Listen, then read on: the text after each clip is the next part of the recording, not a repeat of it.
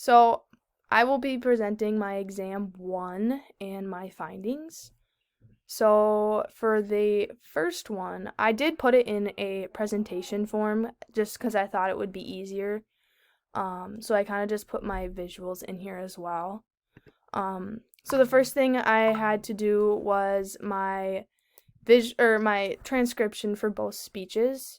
So the first one that I did was the governor's speech, and I wrote it out first, and then I split the utterances, and I did my best. I kind of just, especially for this one right here, I did my best with trying to figure out if it was a sentence or if it was like the end of a sentence or whatnot.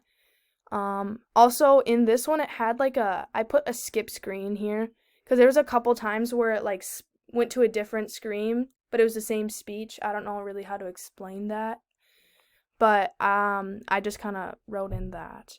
And then a couple of them had a short pause where it was still in a sense of a sentence, so I put short pause. I think there's two of them. And then for this one, I just did it with the periods. Like I split them up from the periods, so my utterances there were 17 and then 9 in this one.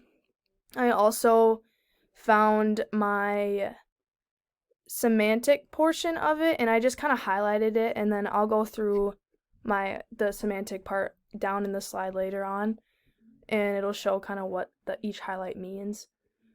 I did it for the first 20 words as well. And then you can also see that in these little parentheses, I put the morphemes in there. And some of them, especially for the Trump one, comparing the both of them, it seemed like this one just didn't have as many morphemes as I thought that they just both compared differently than I thought.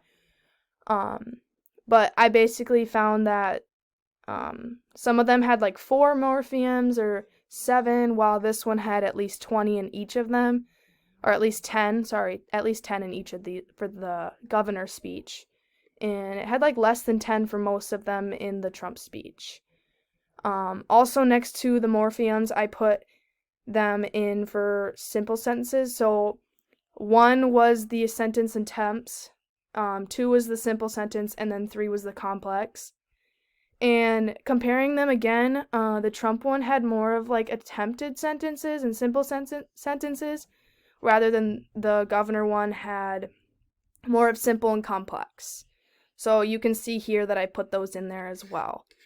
So then if you go down to the syntax analysis, I just put those in with the percentages for each of them, so you can see the comparison for each.